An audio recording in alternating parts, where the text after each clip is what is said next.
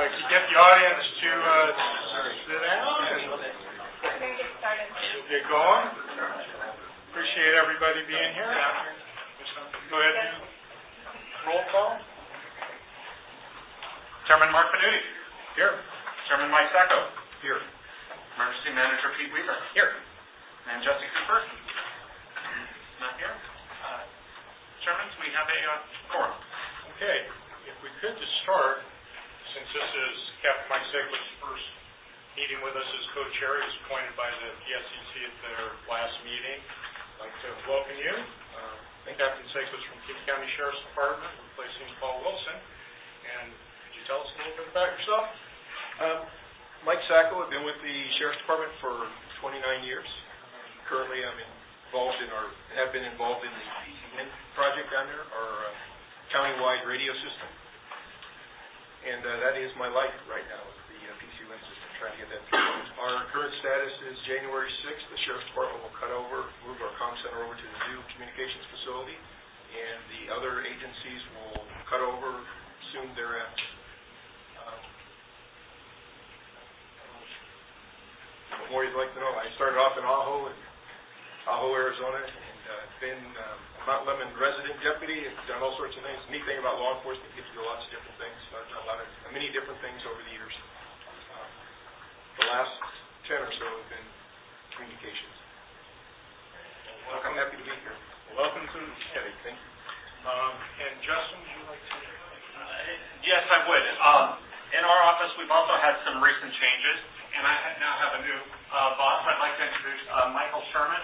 He is now the Executive Manager of Broadband Planning and Public Safety Communications within the Department of Administration Asset Organization. So I'd like to welcome Michael, and please introduce yourself. Michael has come from recently from Salt River Project for the last 26 years, and we're excited to have his leadership on board with our team as well. Okay, thank you. Did you want to say anything? No, I'm fine. No? Good? Listen and learn. Okay, we'll go on to agenda item 2, which is the approval of the meeting minutes. It was a combined meeting of the PSCC and the SIEC from March 5th. The minutes were attached. We actually got them out a little bit early.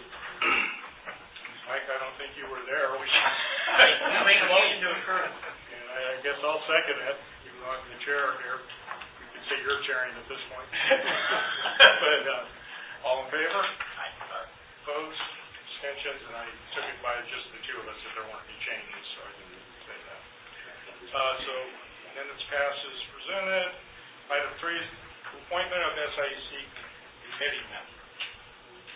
For those of you that may not know, Scott Tillman has given us his resignation, tendered his resignation.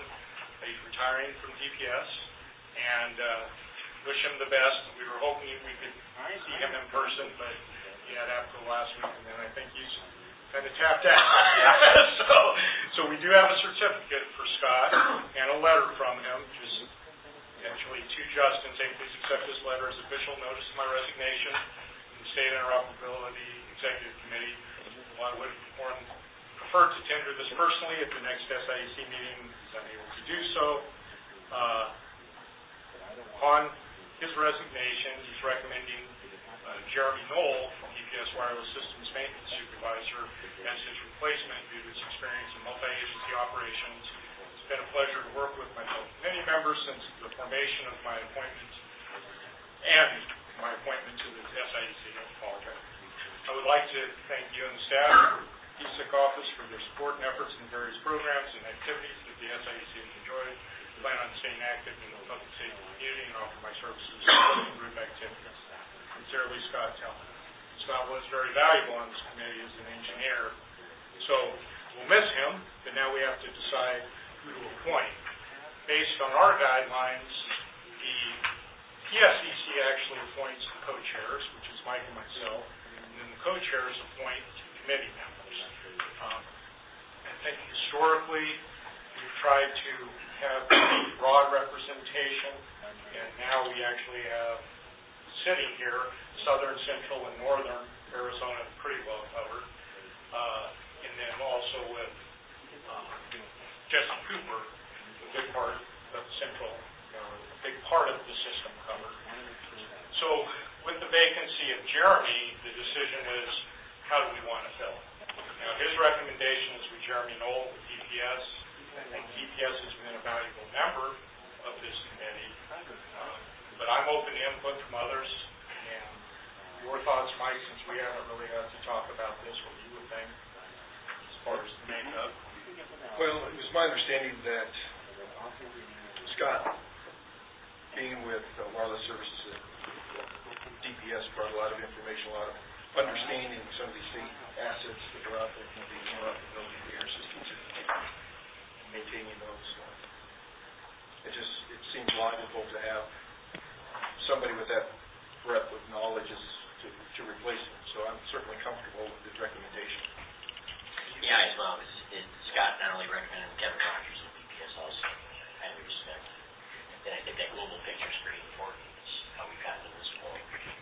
Yeah, actually, when I started, we were under GPS as SIEC, so that was kind of the time. But any input from the office, from the PSIC office staff? Do you guys have any? I would just echo what T said, was that Kevin Rogers with the Wireless Systems Bureau has recommended and endorsed Jeremy. And they, of course, would like to continue to be a part of the commission as the owners, operators, maintainers of the air system. And the committee has been a technical and operational subcommittee of the Public Safety Communications Advisory Commission. It would certainly be helpful to continue to have a technical voice on the committee to help our office with recommendations, changes, and development of projects. Okay, how about anybody in the audience? Any input on what you would like to see? A lot of you are here on a pretty regular basis, and we want to have a balanced committee. Once, north, twice. Hey, Marco, Pinell County. Yeah, I'm kind of like Pete, Justin. I think Jeremy. I know Jeremy, very technical, good, has knowledge of the statewide systems and what we've been working on for several years. So him with Kevin Rogers, I kind of just add on to that I would recommend also.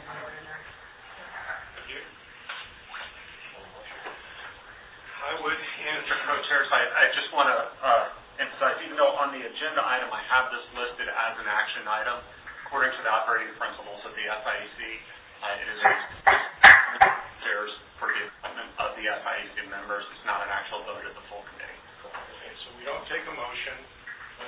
Thumbs up. I think we have consensus between Mike and I that we would like to appoint Jeremy Knoll if he'll accept the appointment. Now, will you take care of it? And we will transmit that to him in the department. Okay, thank you very much. Moving on to item 4, statewide policy standards, procedures, quarterly review, technical PSPs, information and discussion.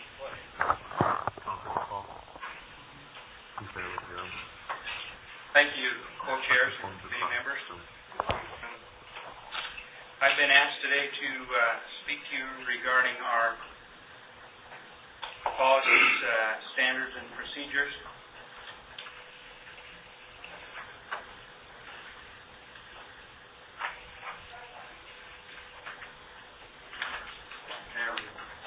A little bit of background here. The SIEC office established a framework for interoperable communications, and it's in accordance with our SCIP Initiative 4. We currently have 9 PSPs across 3 categories, which are governance, training, and technical.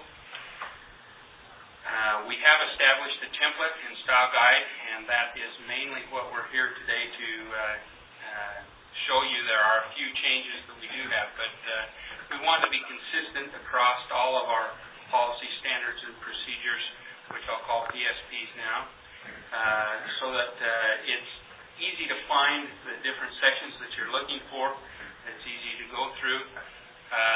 We also have established versioning and approval procedures, and these are all posted on the Library Standards PSIC website. The existing PSPs, as I've stated, are in governments where the PSCC has several operating documents, and the SIEC also has operating documents. Training as well as another area in which we have our communications unit training, and then technical, which we'll be discussing here today. We have 4 documents that we need to go through out of those 9 today. The approval process is an initiation via the PSCC or the SIEC request. It could be a change in federal or state requirements or a stakeholder concern. Once that happens, we have an internal PSIC office drafting of the document where we draft the document and then next send it out to subject matter experts or to work group. We have a public comment period where the document's placed out there for review from the public and their opinions on it. And then a draft review, which we're doing here today in a public meeting. Finally, we have a final approval and also in a public meeting. As the PSPs have stabilized, we've established a standard annual review cycle in which we take the documents in different areas and review them on an annual basis. Each quarter, the PSPs will be presented for internal review and then work group review and then public comments. The results of this are that once reviewed by the PSCC or the SIEC, if no revisions are taken, then that becomes the last review date and we go with that document. If we do take revisions, then we go back through the drafts, through the review procedure, and then back to you as a committee for approval. Each document will be reviewed, of course the contents of it, that it makes sure that it follows the SCIP initiatives, other PSPs, and obviously the National Emergency Communications Plan, as well as NIMS ICS principles. Also, we want to make sure that we get the guidance from the different organizations throughout the state and throughout the federal government. We look for technical corrections, broken links, formats, etc. And so here is our review cycle. In January to April, we have strategic plans and governments. April to June, we have training. July to September are technical documents, which we'll be reviewing here, 4 of them. And October to December, we need to leave enough time for our office to give reports to the governor, the legislature, and federal agencies. And any new PSP hopefully will be developed through that time. Our review cycle started August 7th, where we mailed out to stakeholders requesting feedback on our annual technical PSPs. August 21st, we had no comments received at that particular time. And August 21st, we did an internal review of the PSPs and had no change in the core content, although we did want to do some changes to the different formats that require additional content, such as the aid listed there, background, purpose, scope, etc., and breaking the documents out. Today we're here presenting to you and request feedback from the SIEC. And September 19th we'll present to the PSCC. In early September we'll have all the draft revisions sent to the interested parties and posted on the website. And by mid-September we'll have review of the PSP by work groups. Early October we approve the document, or would like to approve the document and the revised PSPs that have been released. And then by October 15th we'd like to present again to the SIEC for possible approval of your documents, and then on the 19th present to the PSCC for their approval of the land mobile radio equipment standards and the interoperable channels plan. So really this is the... Any questions so far? This is really from my Idaho background, the meat and potatoes of what we're looking at here. We're going to start with the land mobile minimum equipment standards. That document is in your packet. At this point, I'm going to slow down and actually go through each of the documents so that we can review them and have some discussion about it. The Land Mobile Radio Minimum Equipment Standard was established to implement certain radio frequencies that are nationally recognized to promote and maintain higher level of interoperable communications among the different public jurisdictions and principals. It's recommended that all mobile and portable radio equipment purchased for the purposes of public safety and emergency response meet these standards. It is a small document, and it is the one that is labeled Land Mobile Radio Minimum Standards.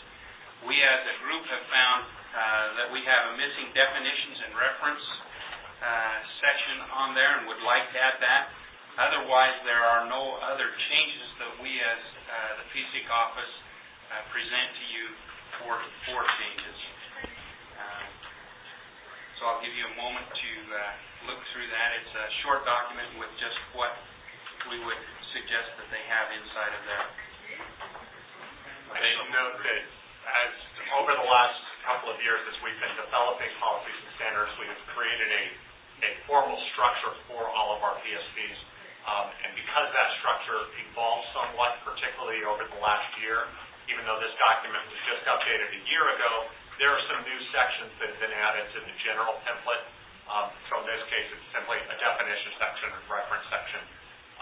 And that's why even though on all 4 of these PSPs, we are not recommending any core changes at this time unless any issues are raised here. But we will have to go through and have new versions approved because we're going to need to create the new definitions and references content.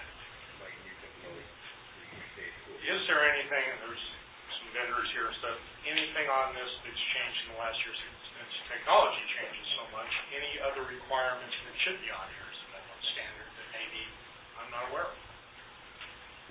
It looks pretty straightforward. It is pretty straightforward. I think in the future, and by future I mean 1 to 2, maybe even 3 years, we're going to start having to look at data standards as the National Public Safety Broadband Network rolls out. But at this point, that's, I believe, is probably too premature to start including in this document. I had a question about the channel display, 7 character. I was reading the other interoperable channels plan. It's based on an 8 character.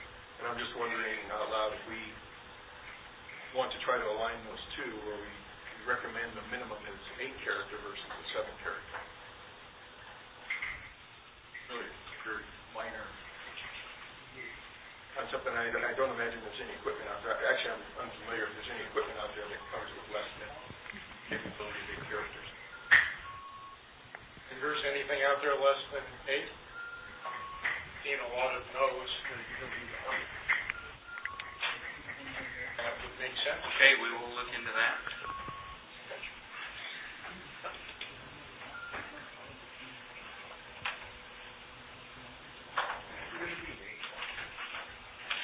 Any other comments, gentlemen?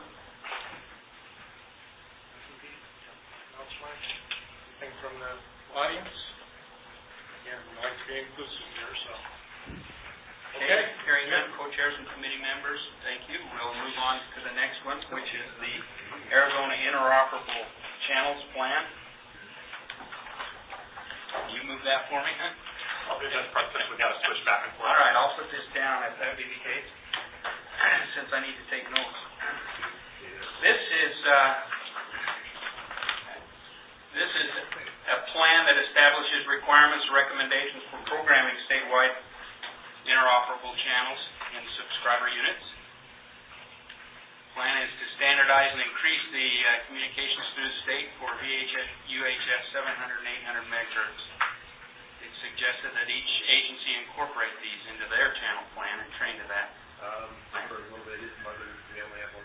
One of the things that we want to do in here, and the reason that there are 2 links there, is we'd like to fold into the Arizona Interoperable Channels Plan, the Priority Programming Guide, as an as an appendix to the interoperable channels plan, and instead of having two documents, have one as an appendix to the other. It makes sense that they go to this document, pull the appendix for what they need. It allows us not to have to worry about any discrepancies between the two and having them in two different locations. Other than that, we have definitions and references as subheadings that are missing in there, and that is the suggestion that we make to this committee. I actually thought we pulled those together a while back. I guess it was the policy and channel. Exactly. The interoperable channels plan contains both the policy as well as all the different specific frequencies. The priority programming guide is simply a set of tables so that instead of somebody having to, carry around a 15-page thing, they have a quick, easy reference kind of tear-off in the 3 bands. I would note on this that the 800 megahertz interoperable channels in here are actually managed by the Regional Planning Committee. 800 megahertz RPC, those are not our frequencies, but with their concurrence, we are including their recommendations as part of the interop channels plan.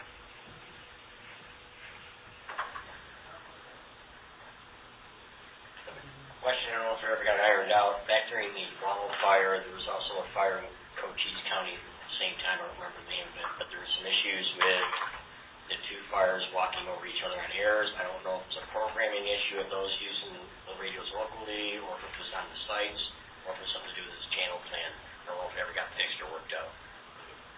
It did. My recollection of that is a little bit faulty, but I believe the way that was resolved was by disbanding air safety. What the issue at that point was both fires were trying to use air safety, and even though they were in different parts of the state, there was Also, is resolved. It's just air safety was carriers. As you can see, this one very much in the old format, although again, the vast majority of the content was already there. It's just those missing headings, definitions, references.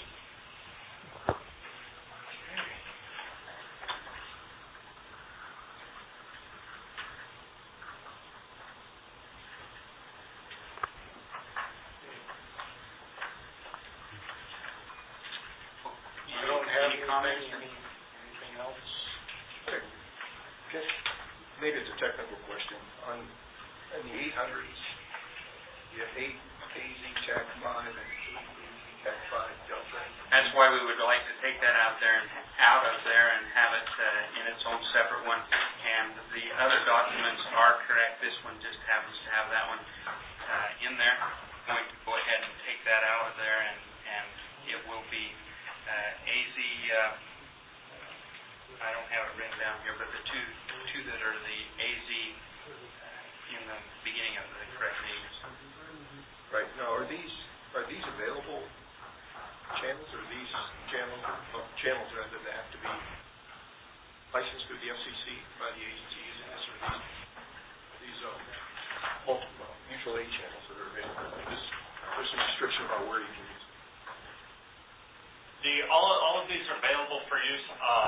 The NIFOG channels are available for all Part 90 licensees.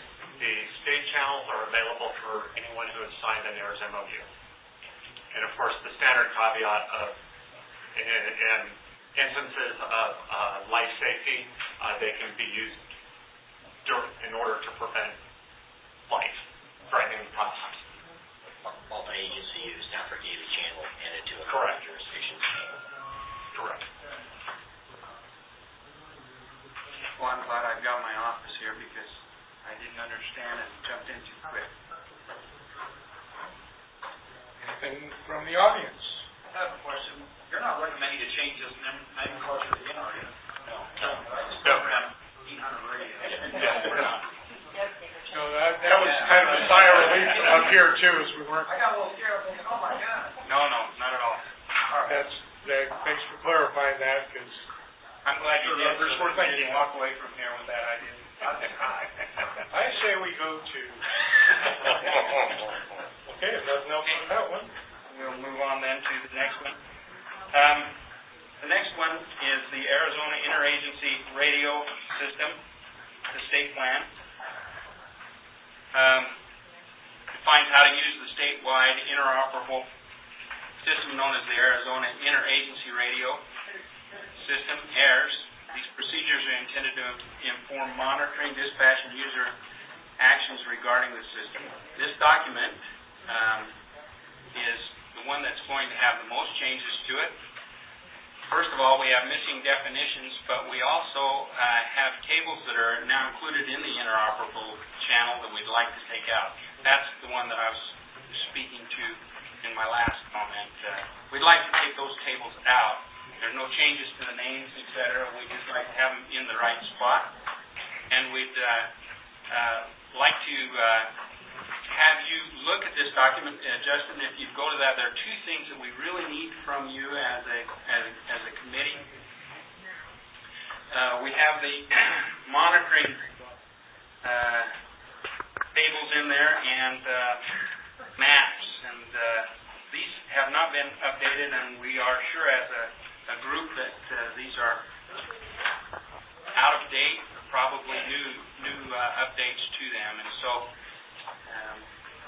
that's correct where we needed to be. So each of these has a monitoring communications center on it. We still have the words pending. We believe that it's no longer pending. And would like you to take a moment, if you would, and look through that and let us know, if not today, soon after the meeting, what we can do to make changes to this.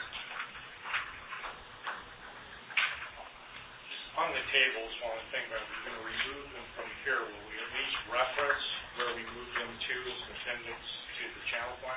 Yeah, we can do that, certainly. The issue that Mark's referring to is that initially, before we had the interoperable channels plan, we had included a core list of NIFOG related channels in the AIRS SOP so that we kind of had interop channels all together. Now that we have the interop channels plan, it doesn't really make sense to have frequencies listed in multiple places, and that this AIRS SOP really should just be about the AIRS system. We can certainly create draft language in the SOP to also reference the interoperable channels plan and the frequencies that are there. And just so it's not any more difficult than it has to be. You may recall about a year and a half ago we had an issue where one document had one specific frequency and another document had it reversed, and so we had to do some of those cleanups, and by ensuring that it's only in one place for each thing, then we can kind of avoid those problems. We'd like to take the NIFOG information out and make it solely straight AIRS SOP information. We'd like to update the maps, and we'd like to update these monitoring assignments. Again, there would not be any really core technical changes. It's simply a matter of updating to reflect how the current operations are. Just. Yep, I can't be sure if it's monitoring AIRS 5. I think it's not this week. Yavapai County Sheriff is monitoring AIRS 5. Monitoring AIRS 5, I think it's not this week. Thank you, Brian.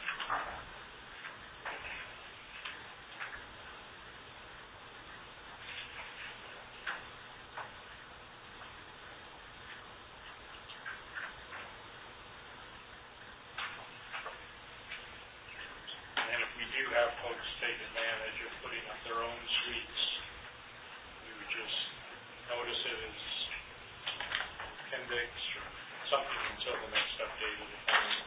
Correct. There are a couple of jurisdictions right now looking at procuring AIRS suite equipment and expanding out the system. None of those jurisdictions are currently ready to bring that material before the SIEC. As part of the next document, we'll go over the AIRS Improvement Sustainability Plan. All of those changes have to be approved by this body, and so if those changes are approved, at the same time we can have an approval to update the appendixes with those new locations. And then, I thought at the beginning we said this one needed definitions, but the last page is glossary, which isn't that definition. We'll move that to the front and clean that up,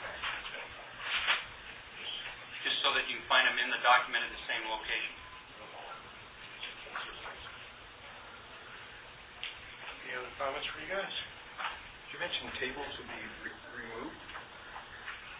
Is that- Updated. Oh, I'm sorry. The tables with the frequencies, so the NIFOG tables. The NIFOG frequencies that don't pertain directly to errors. Correct. Thank you. Anything from the audience? All right.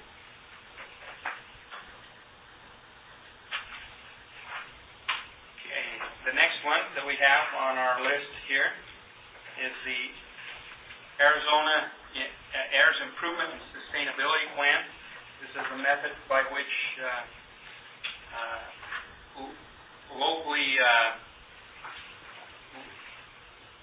local jurisdictions can procure air site infrastructure or can get onto the infrastructure that's there to improve their coverage in Arizona.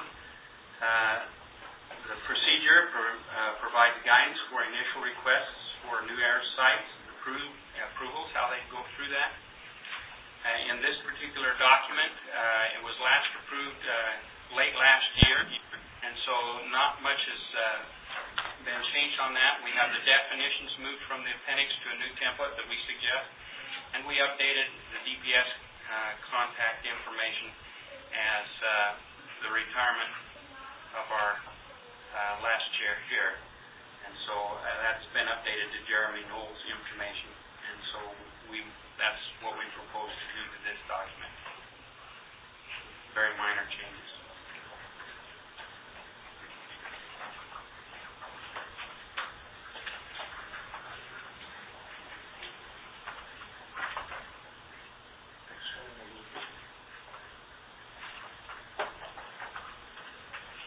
Trying to see where The last page. would that better put as a general contact instead of a person? Yeah. You know, that it could be the telecommunications manager at DPS or something. We've done that in a lot of other state documents. I think that's appropriate. Names, positions do change. Certainly, we can get the general or the phone numbers here and remove the names while leaving technical information. Although the one advantage, a portion of this procedure involves a lot of discussion and consultation between the technical staff at DPS and the local jurisdiction to look for interference issues, to find optimal site placement, things like that. So initially we had put in particularly Scott's information because of that type of work that had to be done. That way they could just go straight to the person. From an issue of document maintenance, it would certainly be a lot easier to have just generic contact information. I would think there probably isn't a high volume of calls to the numbers, so their main office number could probably around and give the direct number. Once the person has the direct number, the correct person, just for the document management. Yes, I agree. It's not an urgent communication, so they'll route it to the correct person. Certainly. And we'll make that change. That concludes our review of documents. Anything from the audience on that last one? I have one small question. Did you say you were going to update these to make them all look and act alike so that you can read through them? You're not trying to figure out how it's Formatted? Yeah. Yeah. The glossary in different places, you can format all four documents, format different. Correct. And so we're going to put them into one format. Thank you. They'll all end up looking kind of like this one with either SIEC or PSCC at the top, depending on who the final approval authority is, whether it's an SOP or policy here, the name of it, the date, and have consistent sections formatting throughout.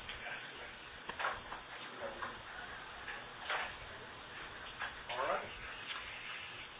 Okay, so for the next steps, please send any feedback as soon as possible to this email address. September 9th, we will present to the PSCC, and early September draft revisions of all the technical PSPs will be sent to the interested parties email list. In September, work group reviews will be done, and early October approval draft will be of these revised PSPs will be released for your approval in the next SIEC meeting. And with that, I'd like to thank you for your time. If there's any other comments or questions, I'll take those. Is there anybody on the phone that had something to say? Sorry, I've ignored the phone. Okay, for anybody on the phone, if you could put your phone on mute, not hold, but on mute, that would help. Thank you. Thank you. Thanks, Clay. So, moving on to agenda item 5, request for input regarding 2014 technical assistance requests, information and discussion. Justin. Thank you, committee members. This is always the fun one for me because this is where we get goodies. Every year, the Federal Office of Emergency Communications, Interoperable Communications Technical Assistance Program releases a catalog of TA offerings to the states and allows the states to apply for non-monetary grants. These are awards of consulting hours in things like engineering analysis, governance development, policy document development, that type of a thing.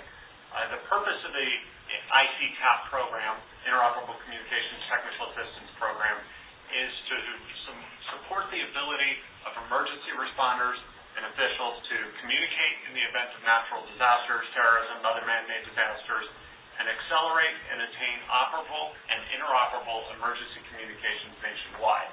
So this is a program at the federal level, but it's specifically geared towards helping states out, improving their interoperable communication. As such, the Public Safety Interoperable Communications, my office, submits the request annually to the Federal Office of Emergency Communications on behalf of state and local agencies. The guidance this year has changed somewhat from previous years. There is a new catalog that's been released and is available online. We sent an email out about it in early August to all of our interested parties list. Some of the key elements of what needs to be a part of the TA request or what requests will be allowed. The request must support identified SCIP initiatives and identified gaps. We're very fortunate that I believe we have a strong strategic plan here in Arizona, and so almost any of the available offerings within the catalog will fit underneath one of the strategic plans, but we do need to make sure that whatever requests get submitted align with the SCIP. Each state is allowed to apply for up to 5 TA requests every year. This year, OEC is going to be prioritizing requests that are either in support of broadband and SCIP goals for multi-state collaboration and preparedness. So either supporting broadband or if it's SCIP goals that relate to multi-state collaboration and preparedness. That is the focus on the national level right now. The requests certainly do not have to be specific to either of those two things or unique to them. However, any requests that we make that do fall under those two goals will end up being prioritized above the other requests that get submitted. They prioritize them nationally, not just state. Nationally, correct. There is a significant amount of funding that OEC has made available for the technical assistance program, and our experience over the last several years has been, even though we only applied for 5, we tend to get almost all of them. Every state will get at least 1 TA. That's the bare minimum. In the past, some of the priorities have been support for the UASIs initially, then it migrated over to NECP Goal 2 gap closure activities. This year, their focus is on interstate collaboration and broadband planning. We have found, particularly towards the end of the federal fiscal year, that we have been very successful in getting additional TAs beyond just the initial ones requested. Last year, we actually received 5 TAs through the OEC ICCAP program. Early in the year, the first one we received, which was our goal to kind of gap closure TA, was a tabletop exercise for Coconino County. We also received a comms unit technician training course. As you know, those are very expensive to put on compared to all the other courses, so it was great that we were able to get that CommT course. That one was held, I'm glad you're here. I know that's not the usual one, I believe that was the Flagstaff one, thank you. Then we, as part of the statewide strategic initiative to implement and sustain the Strategic Technology Reserve, we requested an MCU support TA, and initially it was to develop an SOP and concept of operations document for the bullfrog. We expanded that in our initial meetings to do the concept of operations / SOP both for the larger bullfrog and all 5 of the toads. After working since early January, late December on this, and having really good relations with the feds, we continued to develop it, and the feds decided that they wanted to beta test a concept of a video SOP. And so they chose Arizona for an additional TA to have a video SOP developed. Even though both of these stay in progress, I'm happy to report that as of last Friday, both of those are complete. We have the full, complete SOPs now for all of the toads. They will be distributed out to the local or to the counties that maintain those 5 vehicles.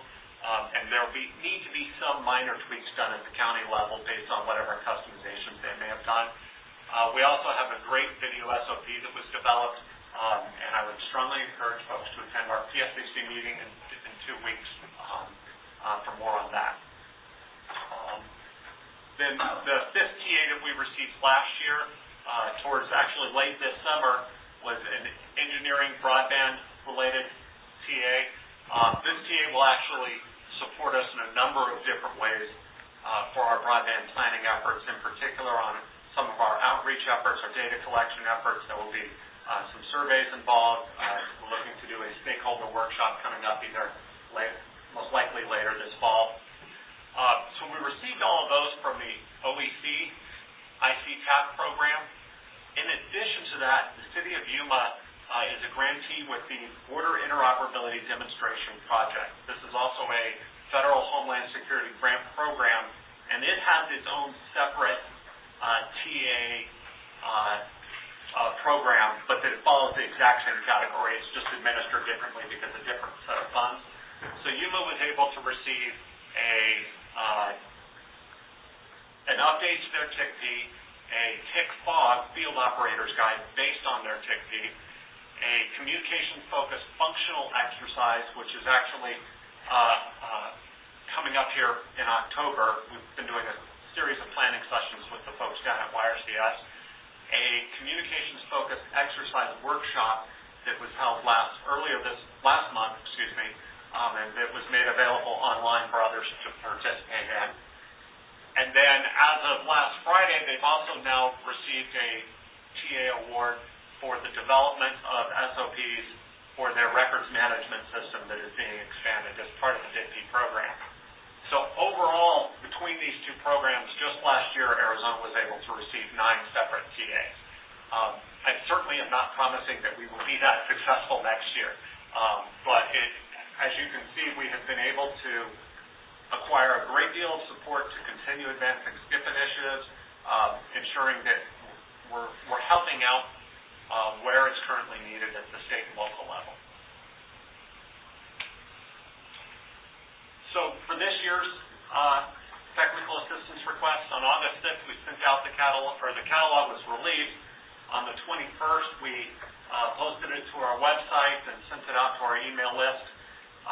Today, we're going to be asking for your feedback on which TA items you believe that Arizona should requests, which SCIP initiatives you think we should be prioritizing right now, and look for assistance related to those.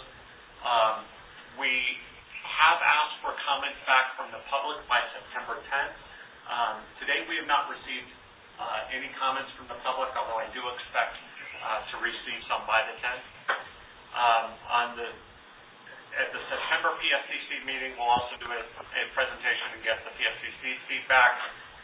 September 23rd, as part of the TA request process, our office, as the Office of the SWIC, has to meet with Homeland Security, the state administrative agent, and get their concurrence on the TA request for the state. And then by September 27th, we hope to have our request submitted to the Fed.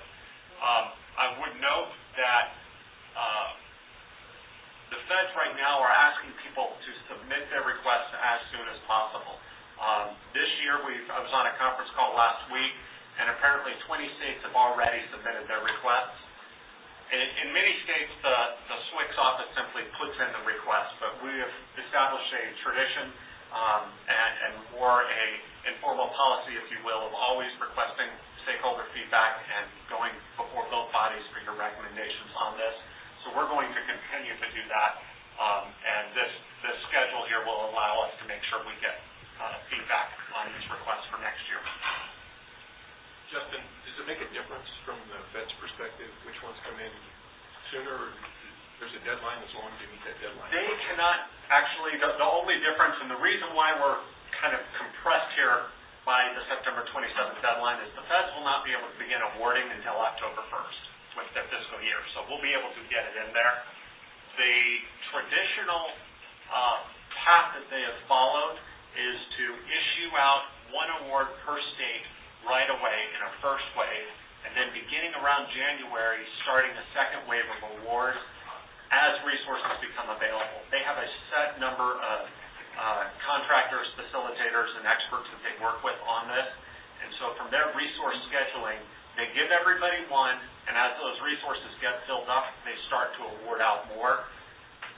There are some states that have had problems with completing their TA requests in a timely fashion, and so that's why you have some states that end up only getting one or two requests, and other states that are able to keep going. We keep a very strong relationship with OAC and the administrators of this program, so that as we finished our Coconino TTX, we immediately went back with them and said, we're now available. Oh, I'm sorry, I did forget one. On the previous slide, through the Tribal Nations Technical Assistance Program is also a third TA program that follows the same model. The Navajo Nation here in Arizona has received a technical assistance award as well, and we're early on working with Rose Whitehair, their emergency manager, and the contractors to facilitate their technical assistance. So that is a separate one awarded directly to the Navajo Nation from a federal to tribal relationship, but we're still helping out. That will be executive level training on public safety interoperable communications to really train and bring up their executive level on what is needed for interoperable communications, where they're at now, what policies and procedures their chiefs, police chiefs, etc. should have. Followed up by an analysis at an upcoming pre-planned event on kind of how things went, gap identification, gap closure type of activities.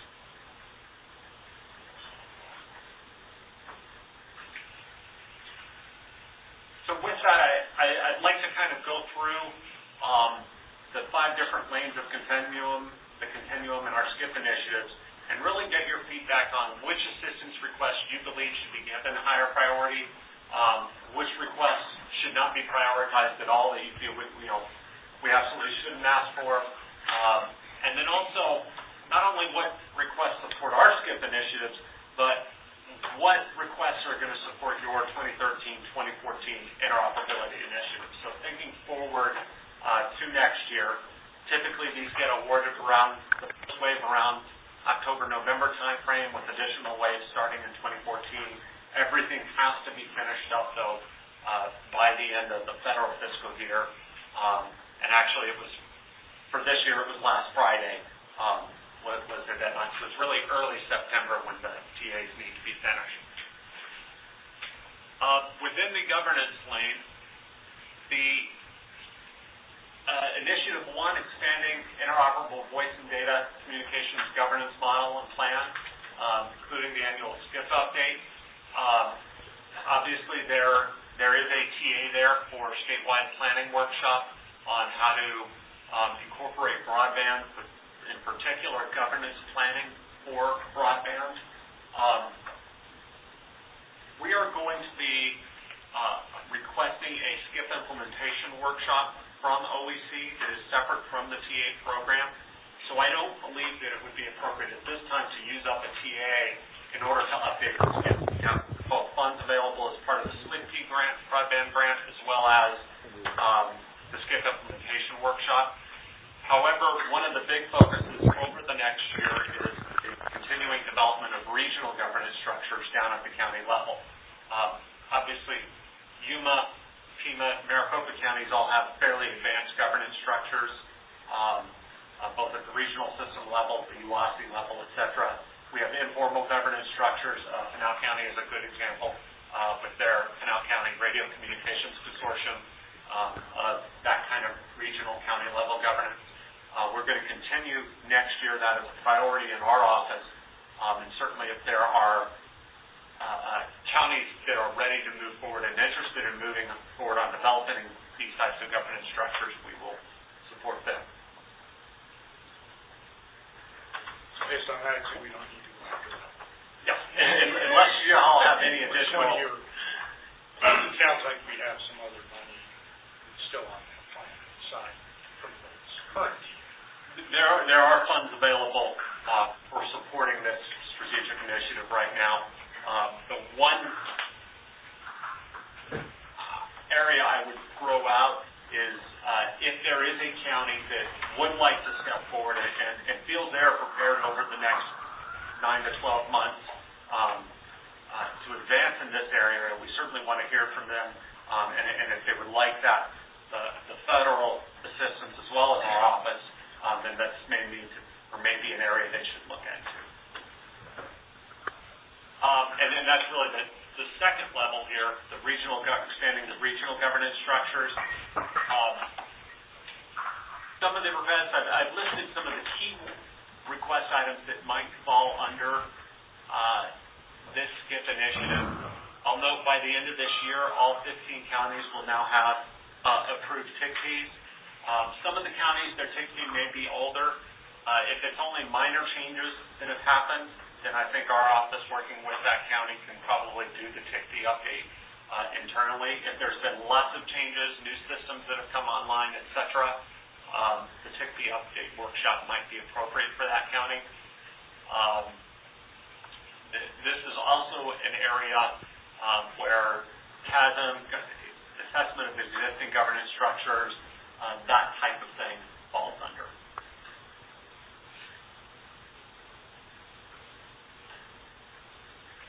And then the final SIEC initiative under governance is the implementing a strategy to supporting national level goals. The initiative doesn't kind of really say this, but the objectives here, this is the initiative that deals with, at one point, narrowbanding, broadband implementation, NECP Goal 1, Goal 2 assessment, implementation of plain language. So this initiative kind of encompasses all of those national level NECP objectives. There are a number of broadband ones that obviously fall under this, and we currently have a broadband TA that we'll be using, and we expect this is certainly an area that as we continue to develop our broadband program, we'll be able to continue to go back to OEC and continue to request additional assistance throughout the year.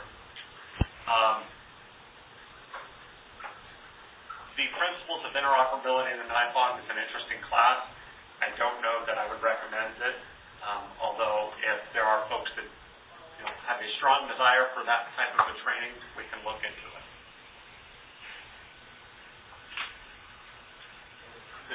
The one that might be appropriate here for at a local level is the operational communications assessment. If there are jurisdictions counties, regions, that went to the assessment of their current operational communications to look at how they can be improved, this may be an appropriate TA.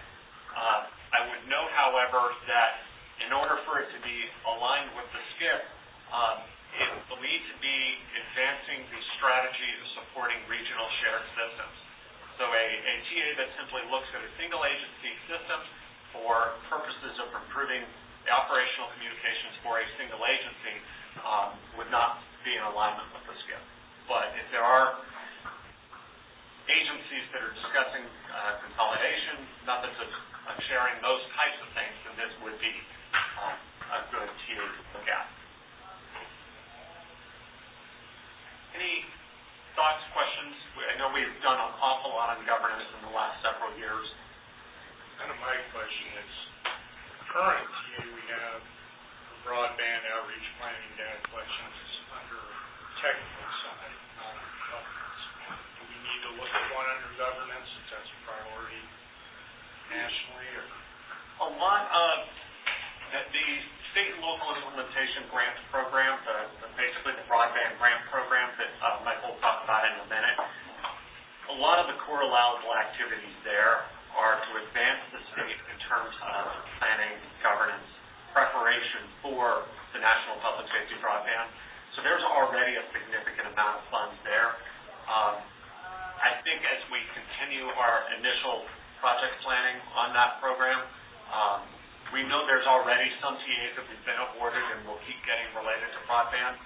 I think my initial feeling is we're going to have the resources necessary, and that if there are more priorities or higher priorities for improving interoperable communications, we should use the TAs for those. However, as you see, there are a lot of broadband TAs that are out there, and Michael has had a great relationship with Brian Hobbs, federal TA person working on all of this. So my feeling, and certainly step in, I would agree, get what we want without asking. So under the governance, since that's kind of the end of this, is there one there that you guys really think is a priority? It sounded like you've done a lot of governance, maybe go back and look at that, but there really wasn't one there that jumped out. You got to go after this. From our office, I think that the governance TAs are best for local agencies that are ready to move forward. Either the operational communications assessment or the regional governance assessment, governance model development type one. At a state level, I think we've had a very mature and governance model now that's been established for quite some time. And I don't know that using the TA would be. We'll see what public comment comes in, but yeah. Committee, I'm good with contract.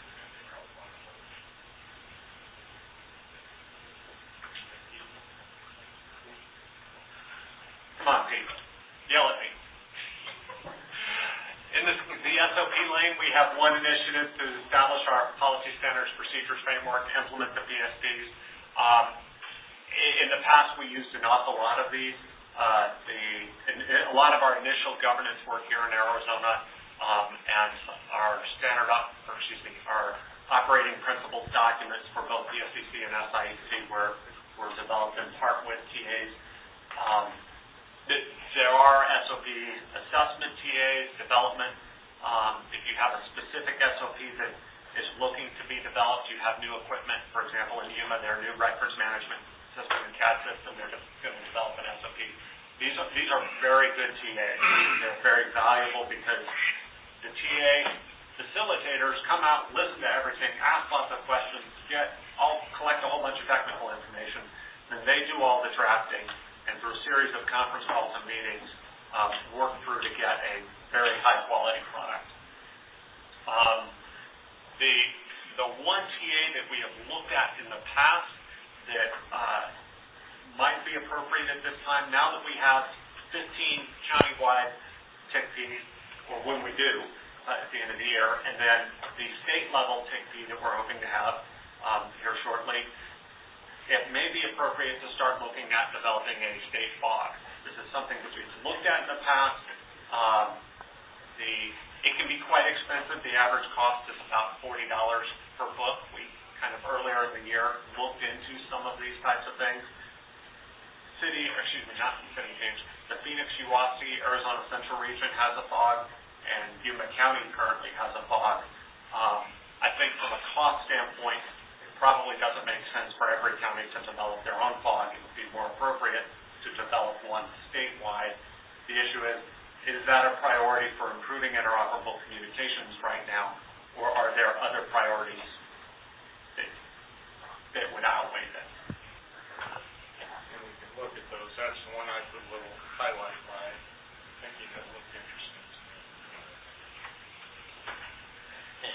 I think the FOG is important because a lot of folks do have the channels programmed in the radio, they don't even realize it, so that might incite them by reading the FOG that, well, maybe I need to be trained on my radio to find these channels that I actually already have. And is there anything in here where you can request a spot audit to just go around and pick responder A, responder B, you know how they use the interoperable channels? That would give us an idea what our gap is, where if it needs to be education outreach versus do we need to seek more programming dollars to get programming done out there? I'm not aware of any TAs that specifically conform to that.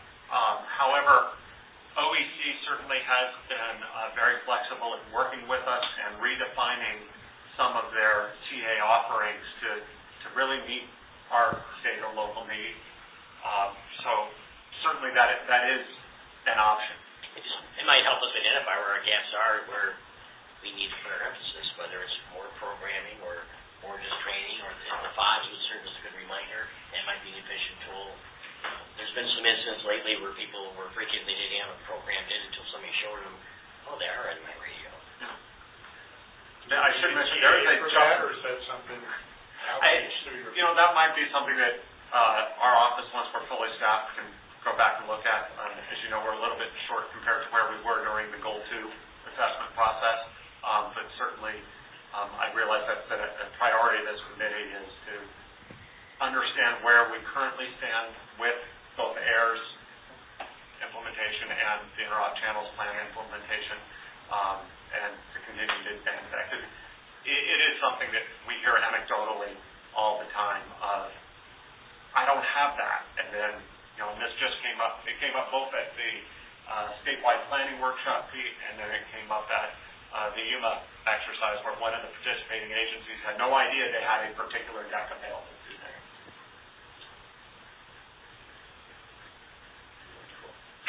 The technology area, and not to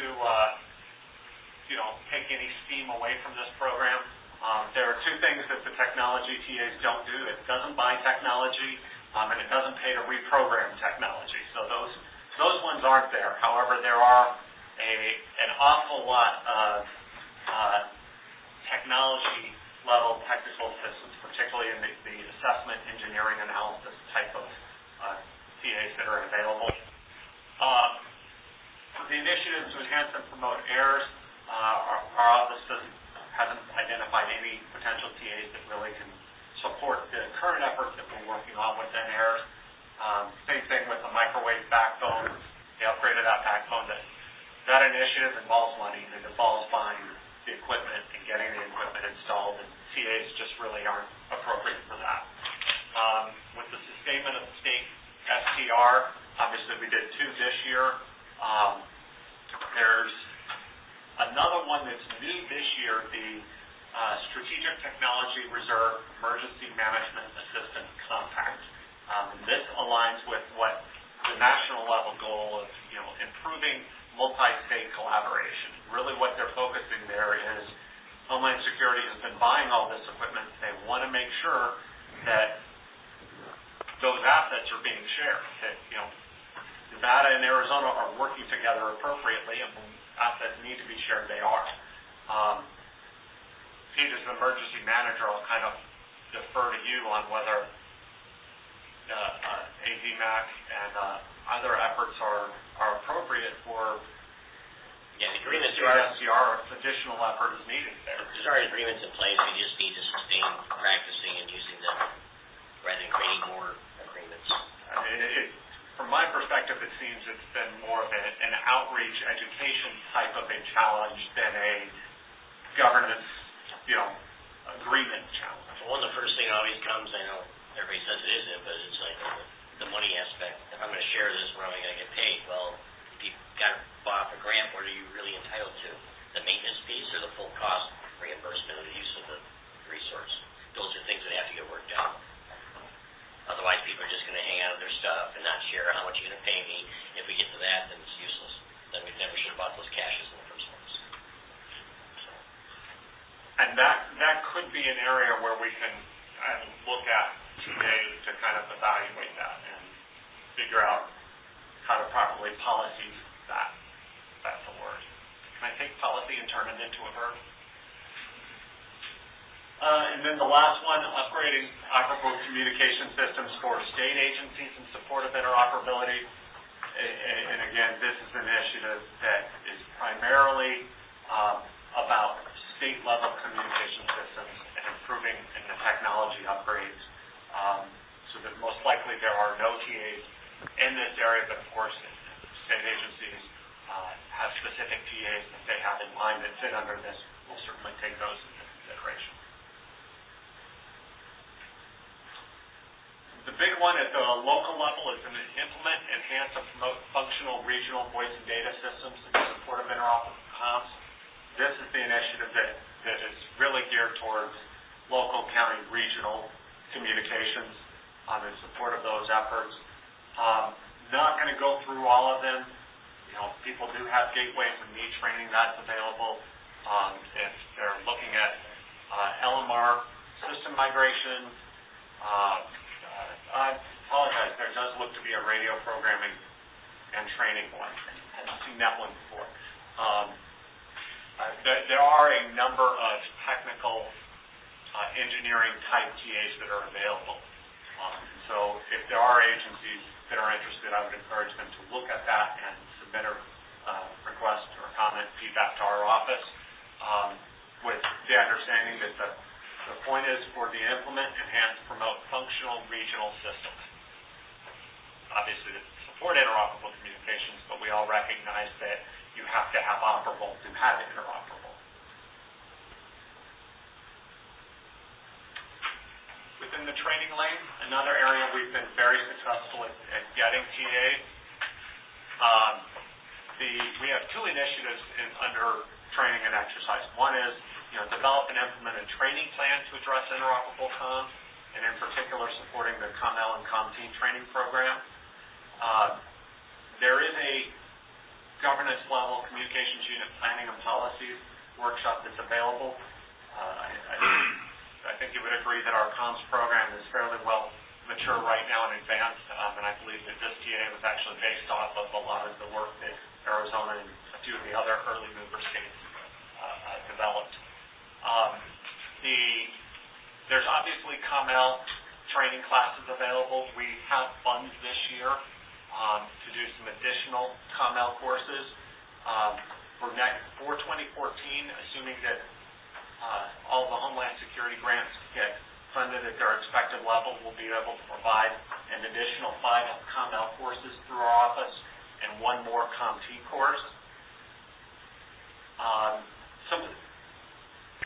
There is now an offering that's new this year for a ComT Train the Trainer course. I would highly recommend that one, but certainly want your feedback on that.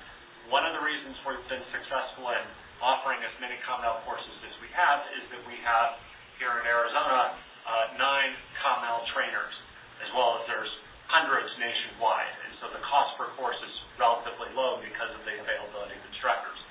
On the ComT side, there are only 3 companies nationally that were initially approved to be able to teach the ComT course. Now that this is rolling out, we expect there will be more ComT instructors nationally, and we do have 2 ComT instructors here in Arizona, Dan Wills and Mike Burrell. Both of those, however, are contractors with Search, one of the 3 companies. So it would certainly behoove us to create an Arizona cadre of instructors in the ComT class, the way we've done the ComL class, so that we can bring the cost of that course down. The other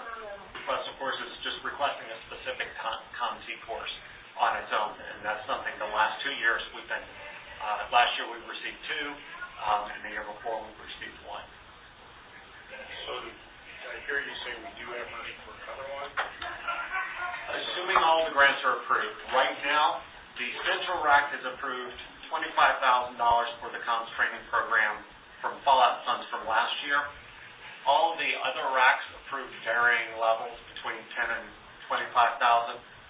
That program will support the field day next year as the top priority, then an additional CompT course, then up to 5 CommL classes, all depending on funding. So for that, we would really need to look at the size or they had one slide that, because we talked about the trainer. And slide is also the exercise. Right, so within the comms program, and I probably should have done the agenda a little better to have Blade's other presentation before this one. We currently have 58 CommT students, trainees, students who have attended through the class. Almost 250 now, I believe, CommL students have attended the class. One of the core gaps, we do still have a gap of trained CommTs, definitely in the state. I think on the CommL side, we're getting much closer. The gap that we're now having is after they have attended the course, they have to get their task book signed off.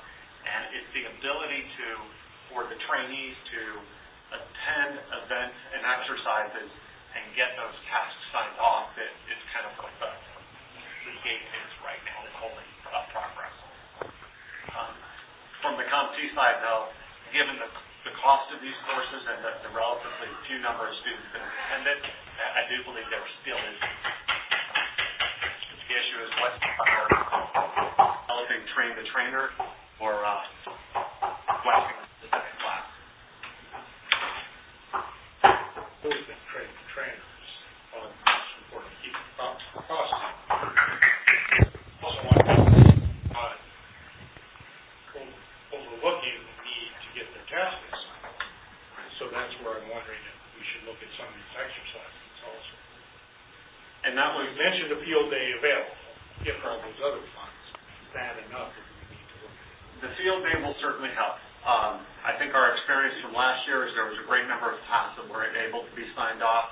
However, it's not enough on its own to go all the way through it. I mean, part of it is that these individuals need to have the number of tests and complexity, so just one event isn't going to be sufficient normally. There are lots of things within that program that I think we really need to look at.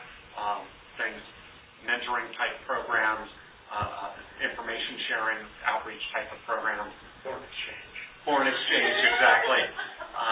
Send some up to Flagstaff during the summer, get out of the heat here, that type of a thing. The other area with this is the CommL exercise or communications unit exercise.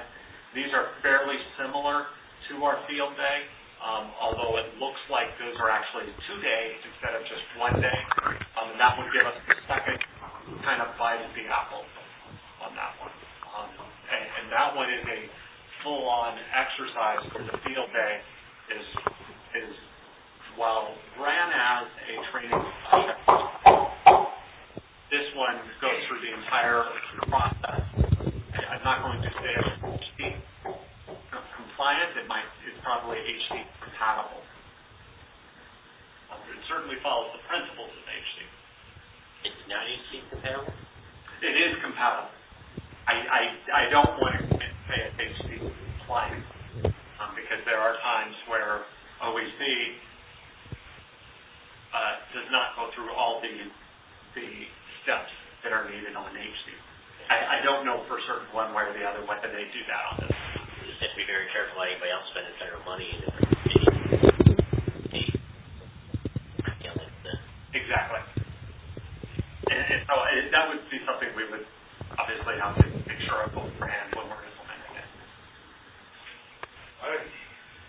My thought on that is, and it seems like it would be good to maybe have the field day first and then have an exercise like that, a 2-day exercise, for folks who have already gone through the field day and kind of just been exposed to another station type thing and reap the benefits that we heard from Jesse's presentation up in Flagstaff, then they'd be going to an exercise, get more of their books, task books signed off, plus, a higher level of usage of their skills.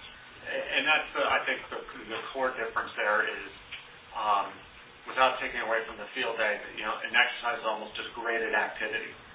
We're not doing much training in an exercise. It's do you know it or don't you know it? And the field day kind of was both. It was both the training and an assessment towards the end of, okay, do you now know what you're doing?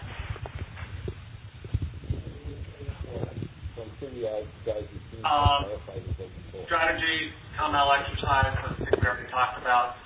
Communication-focused exercise design. Local jurisdictions are interested in tabletops.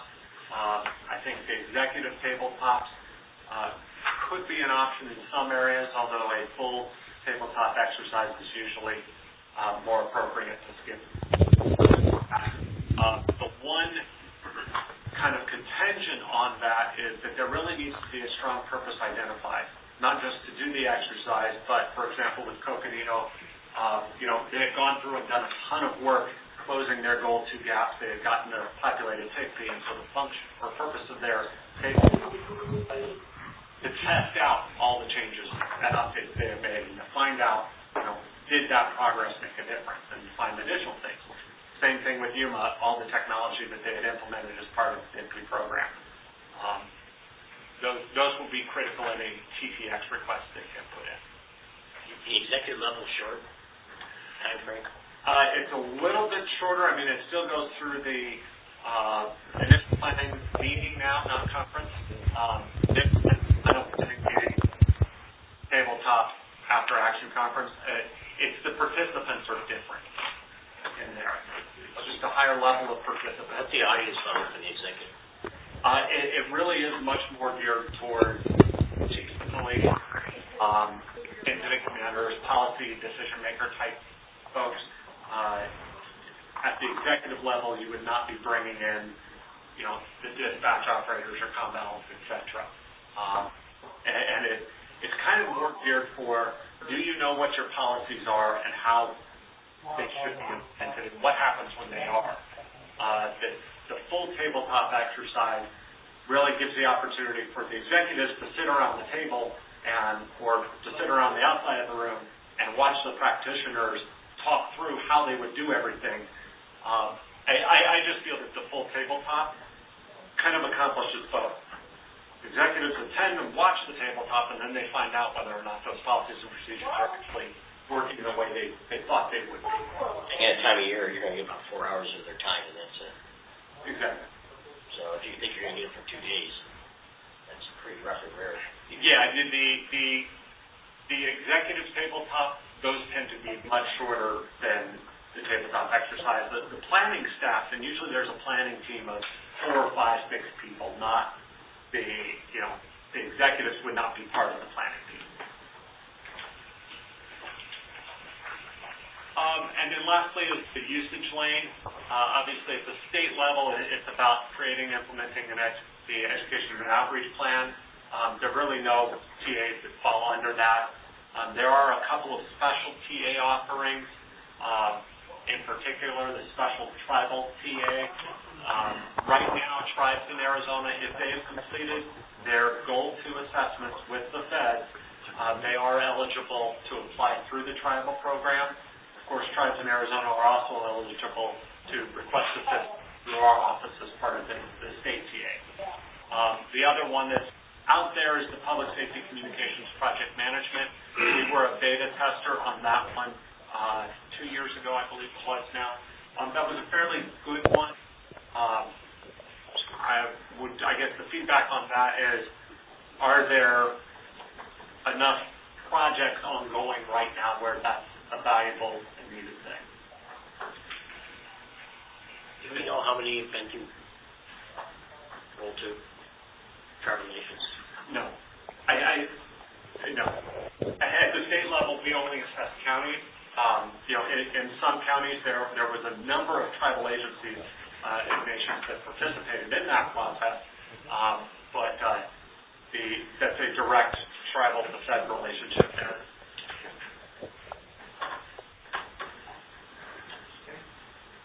that, again, there's the timeline. Certainly, any additional comments, thoughts that the body has now, if not, please by September 10th. Any other comments or requests, please submit them to our office. We hope to final discussion at the next PSCC meeting with the concurrence and then submission by the end of this month. Kind of what I highlighted here was the statewide sick file. That I think would be a good one.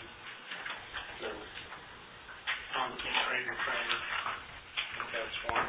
But I'd at least like to have out there. Exercise or one of the exercises. That's on the like 2 days. It will be done after field day. With some time in there, but something where our COML teams can work on the task will be part of the exposure. So that's kind of the 3 that I highlighted on all these. Mike, do you have anything? You okay with those 3 for the group? Anything? How about the audience as we stand now? Susan?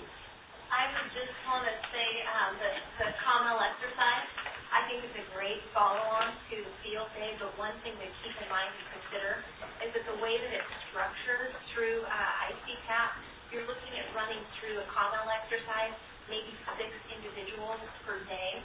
So if you did it 2 days, if you get them to come out and do 2 days, you're looking at maybe 12 individuals. So that'd be something to keep in mind. 27 people that we trained at the field day this year, and depending on how many people you train at the field day in 2014, there may be a larger number of people who want to get into the exercise, and you'll have to figure out a mechanism to narrow it down.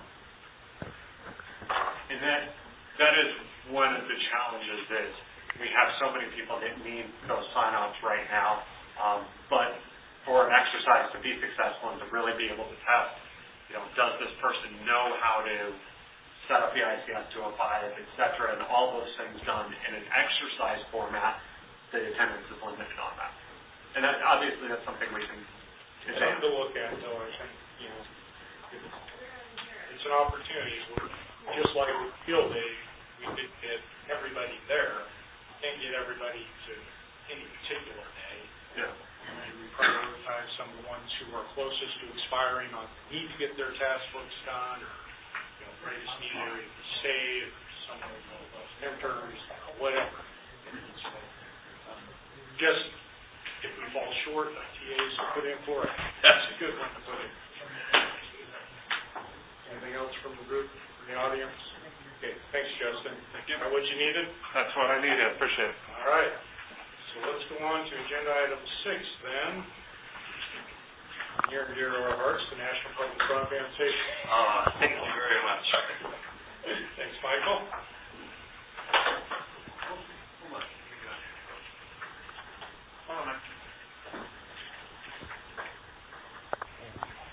Am I in control now?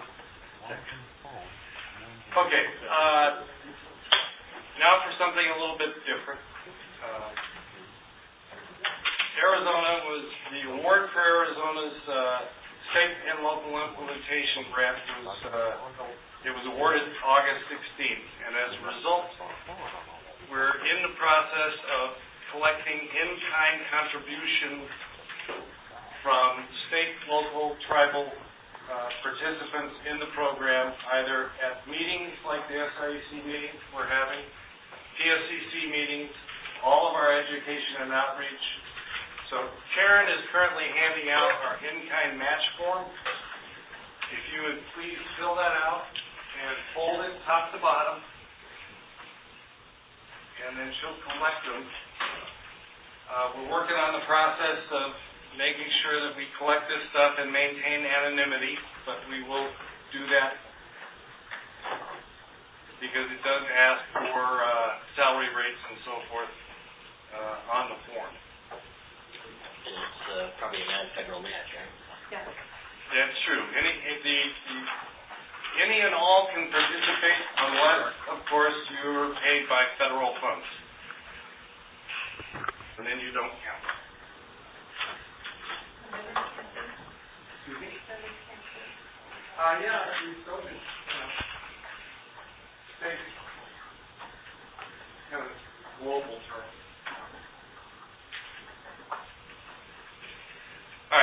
into the presentation here. The National Public Safety Broadband, key elements of the program, it's a nationwide 4G LTE network. They have for public safety and public service, opening it up a little bit to secondary users, such as departments of transportation and so forth, and we'll get clarification as we get further into the program. $7 million in funding for the initial build-out. It's ultimately going to be a self-sustaining fee-based network run by FirstNet, independent authority, as part of the NTIA. As we have more interaction with FirstNet, as FirstNet is becoming established as a real-life running organization, the kind of fundamental theme that's materializing is that public safety wants, and FirstNet recognizes it needs to deliver, cheaper service than current air cards, more reliable than current air cards, and with as good or better coverage. So those are their goals, that's what they're working towards, and I think that's just kind of a rock-solid set of goals.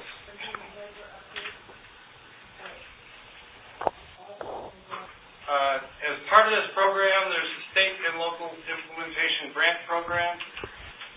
FirstNet is required to work with states, local tribal entities, and to establish basically the requirements that each state feels it needs to run a 4G LTE network within the state, and handling such things as coverage, number of users, and we'll be going through a statewide education outreach program to introduce the concepts, introduce the value, and to collect data on coverage requirements, special critical infrastructure in the certain local jurisdictions. Talk about budget considerations, because that will be top of mind within many agencies, and then discuss the possibility of sharing infrastructure to reduce the cost of the overall network. As I said earlier, the big announcement was that we did receive the award notice from NTIA on August 16th.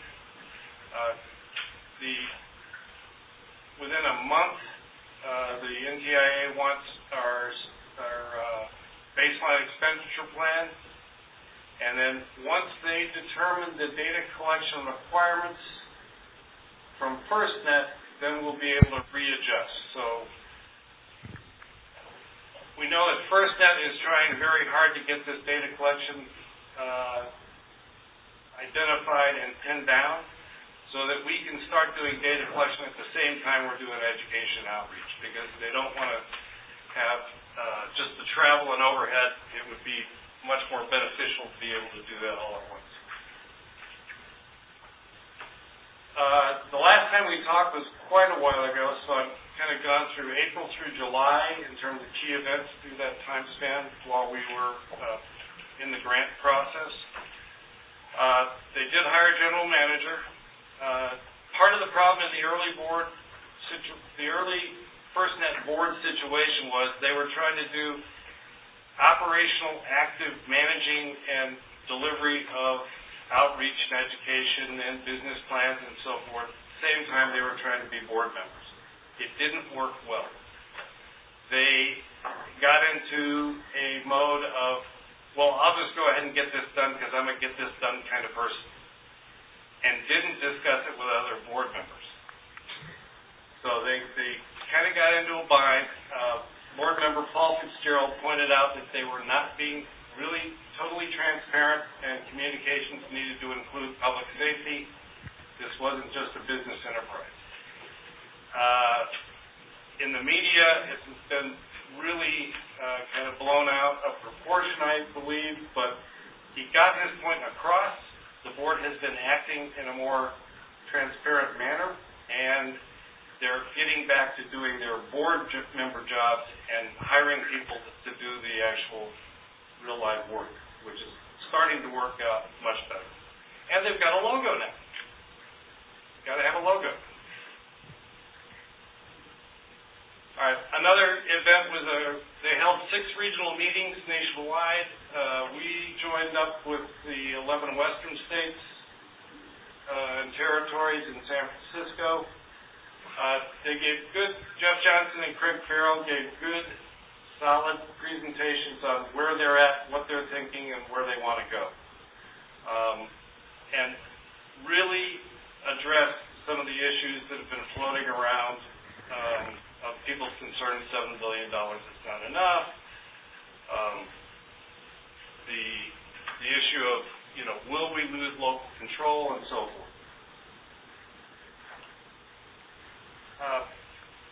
Part of the second day was state teams getting together and defining some requirements and priorities.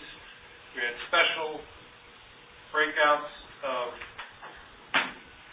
certain topics, and then peer-to-peer, whether you're a CIO or a tribal member or public safety people got together and again came up with the requirements and priorities they felt were necessary. Our attendees were far and wide, north, south,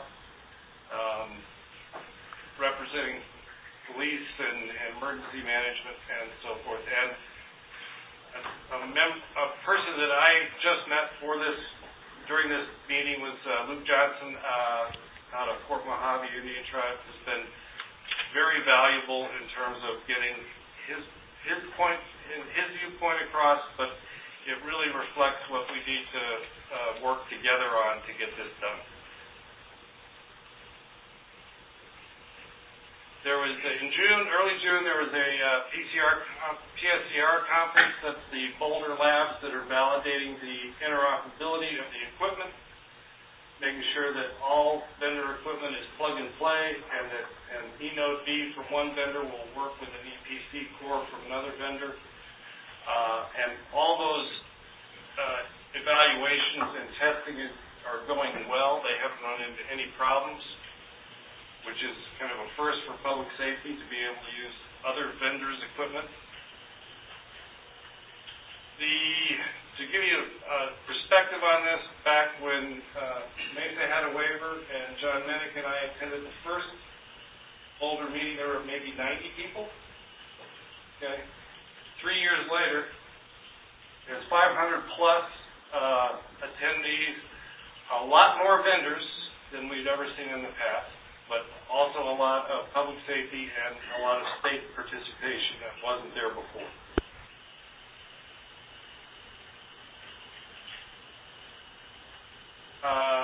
Arizona Department of Homeland Security held a seminar, tribal, basically a tribal seminar in mid-June. They invited us to speak about the SIEC program and the National Public Safety Broadband Network. And there were 15 of our Arizona 22 recognized tribes, which was a real solid participation. I want to point out, FirstNet is gaining traction. As I mentioned, they are starting to hire people. They not only have a general manager, but they have a deputy general manager now. They are starting to staff up.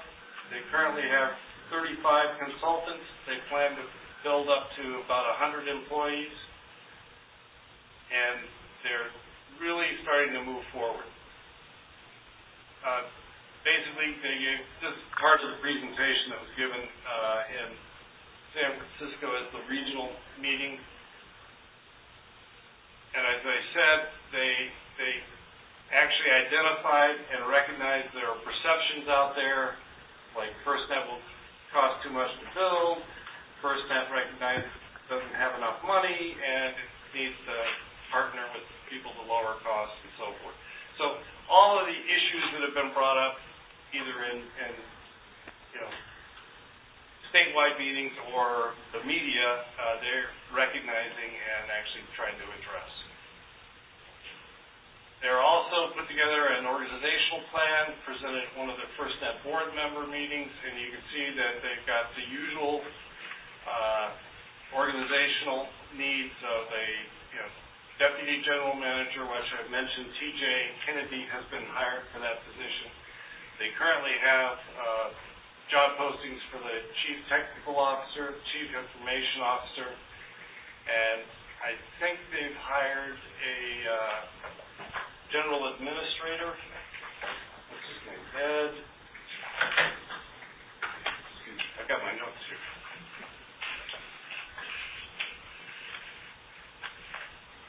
Ed Parkinson, governmental affairs, who seems like a really strong candidate or employee. FirstNet has also issued 10 RFIs in two main sections. They have RFIs that relate to the radio access network, in other words, what we in Arizona will likely see and will be using. When they first announced the RFIs, the antenna systems and the microwave backhaul was not part of the picture. In discussions with FirstNet, some of the western states have emphasized the need to pay attention to those issues, and they actually put in 2 additional RFIs compared to their original plan, which I was really happy to see that they were actually listening. All right, the other main set of RFIs relate to the core and the backhaul network and network operating centers and data centers and so forth. And then they have a number of pending RFIs, but these relate more to the operation and management, maintenance, technical support, and so forth. So it's reasonable to put them off until they can get to the nuts and bolts of actual building the network.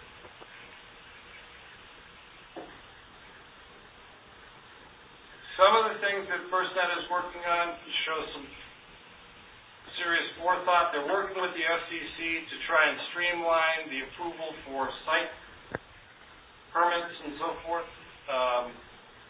Some of the issues that PC Win ran into in terms of EPA, tribal preservation, and so forth, they're already trying to work through that. Not to circumvent, but to streamline and make sure everybody's pushing on the same side of the box, so to speak. The other issue that has come up is that FirstNet has put together a very aggressive plan, and it doesn't sync up with the NTIA SWIG-B program plan. So they're out of sync, and they recognize that and are working on it. FirstNet, of course, would like to have all the data collected by the end of the year, 3 months from now, because they can make decisions, but it's going to take a while to get that data collected and to do the appropriate education and outreach. The most recent board meeting highlights, they're actually forming committees and assigning people to committees. They have a 2014 business plan summary out on the web, or out on the FirstNet site. They announced, basically the SWIG-B program is about, they were thinking they were going to have all the awards announced at once on July 15th. They recognize now that they're going to have to do a rolling award notification. They initially started with 5 states, added 1, and then added 3, and then had a giant announcement of an additional 13 states. So I think they're up to 22 now that have been awarded, and they're moving at a faster rate. They also announced special liaisons or responsible board members for tribal outreach, federal outreach, meaning federal agencies within states, and figuring out how the feds are going to get on the network and what that really means. And then also we're starting to talk about how to organize and deliver state consultations. We, as Arizona, one thing that came up, an interesting fact that I had no idea about, was that of Arizona's 22 tribes, 7 have their own tribal telecommunications company. So from a national perspective, of the 12 recognized tribes that have their own telco company, 7 of them are in Arizona. So that's a interesting fact, but also in terms of infrastructure sharing and the ability to get wireless 4G out into those areas, that's a business proposition that definitely has to be looked at in terms of between FirstNet and the tribes, but we as the state need to help that process. All right, so our next steps, we're working on the detailed education and outreach plan.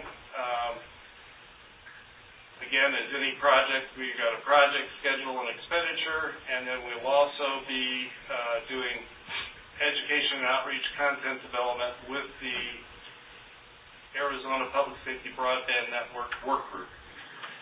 And we're having our kickoff meeting this afternoon to get back on track, because we're on a hiatus during that grant development time. Okay, any questions and or discussions? That meeting's this afternoon here. 1 o'clock conference call. Okay. Any questions from anybody? All right, thank you. Thanks.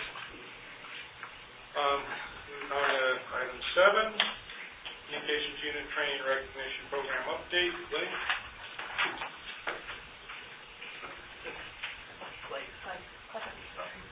Can I have that?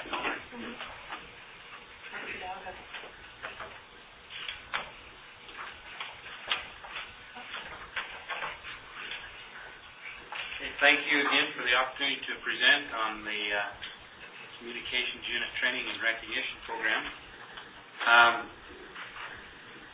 These first slides are some introduction as to what the program is and consists of, what a communication unit is. It plays a critical role in the ICS structure because they establish the principles and tools that are needed in order to make this system work. This slide particularly speaks of the different positions that are in a communications unit, and I'll be speaking particularly to the first two, the COML and the COMT. The communications leader is in charge of the communications unit and responsible for integrating all of the communications and ensuring that the operations are supported. COML needs to understand all of the ICS, and the biggest thing that I wanted to show here is that the last bullet there is that the COML is responsible for all the duties of any unfilled subordinate positions.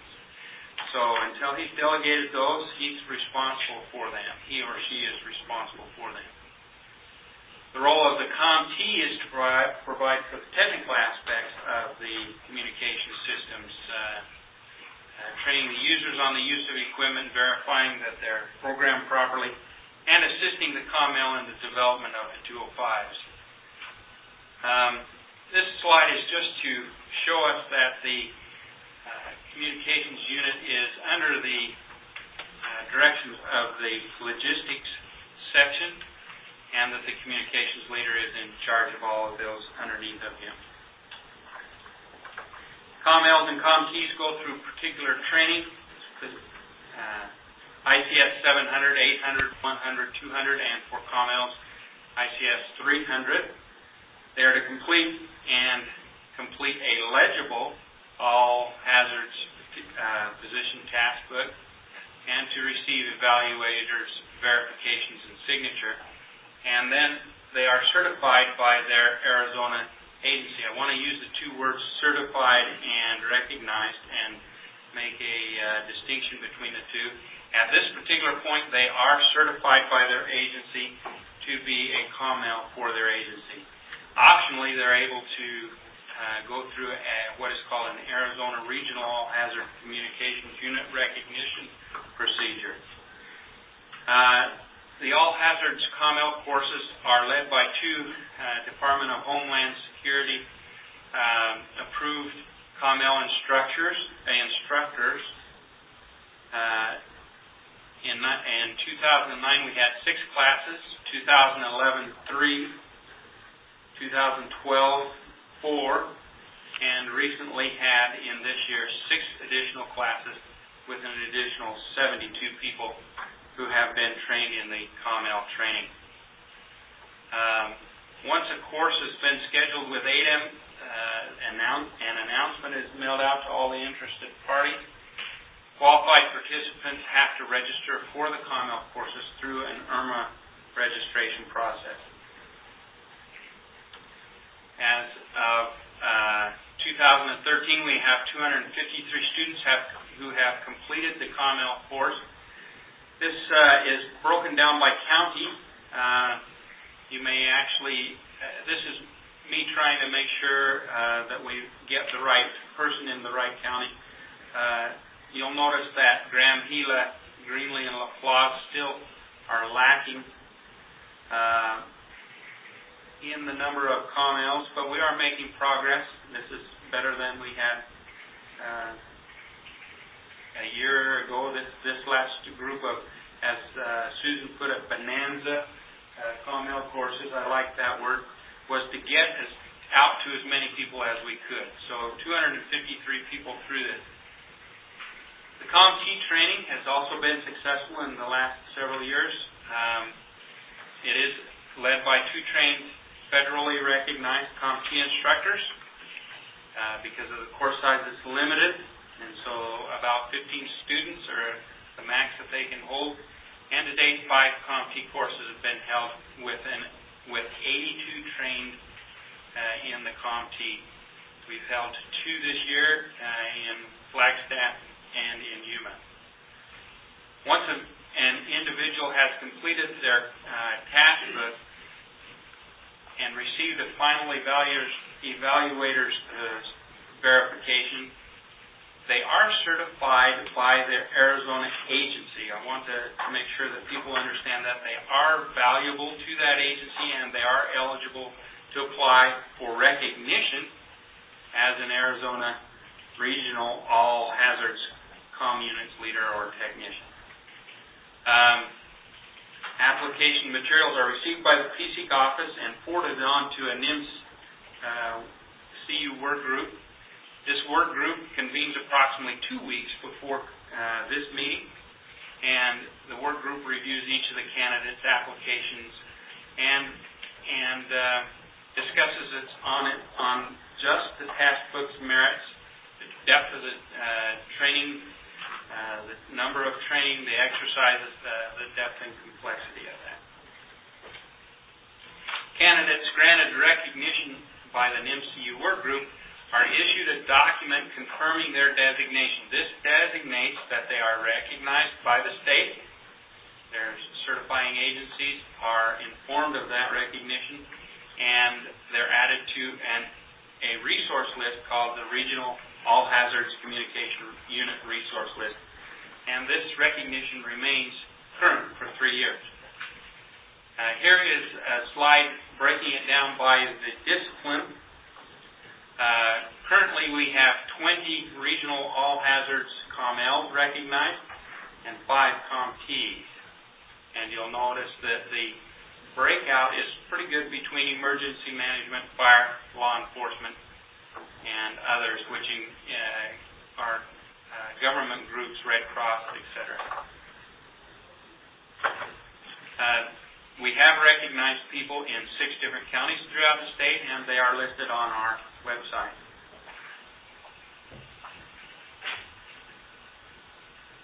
This is the area that I really would like to emphasize here, is that we have some current gaps in the program.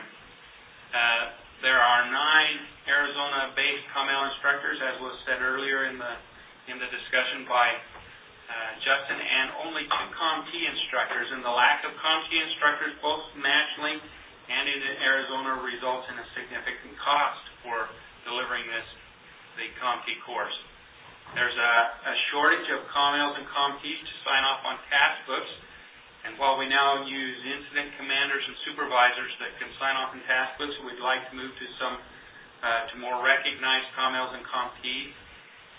And because there is a lack of them, there's fewer mentorship opportunities in the state, and we need to get more COMLs and COMTs that can sign off on these task books.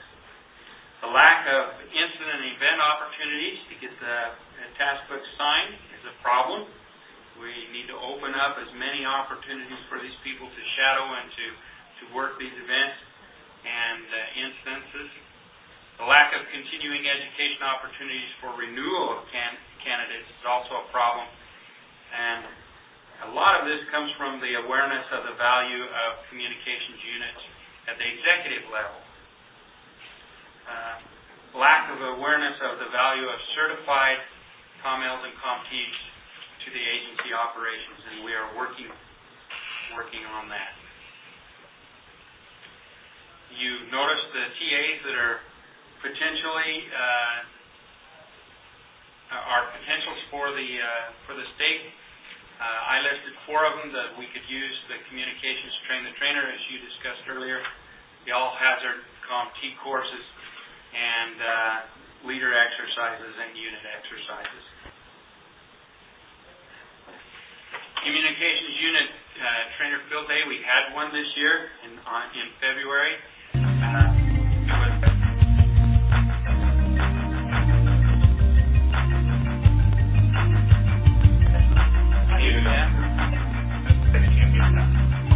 The conference has been muted. Don't do it on the phone right there. No, that just mutes you. That just mutes me. Yeah. Okay. And All right, I'll jump into the right, go to right there. We had the training field day, which was a big success, and we appreciate all those who worked on that. And wanted to say thank you for all those who spend their time, and thank you to the agencies that are allowed their people to attend that and to work there. Planning is now underway for another field day. It allows emergency responders to hone their skills, and individuals who have completed the COML and COMT are invited to this opportunity. And parties who are interested in participating should contact me and say that they would like to send people, how many people, and we'll get started on the process of making sure that they are trained to a certain level and are